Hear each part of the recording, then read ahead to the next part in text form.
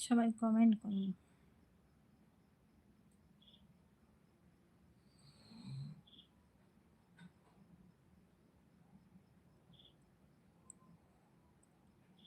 যতটুকু বাংলা জানি কোথাও গেলে ইংলিশে আটকে যাই, তখন কী রকম লাগে, মনটা ভালো, নিজেকে অনেক ছোট মনে হয়। সেই সময়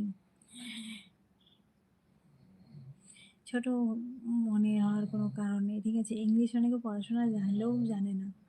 যেমন আমার দশা, ইংলিশের প্রতি আমার কোনো মানে ইংলিশের নাম শুনলেও যেন গায়ে জ্বর আসে। ঠিক আছে? পড়াশোনা জানলেই তাকে যে ইংলিশ জানতে হবে এমন কোনো কথা নেই। ইংলিশ সম্বন্ধে জ্ঞান হবে যে তার মন ভালো নেই। ভালো করো মন।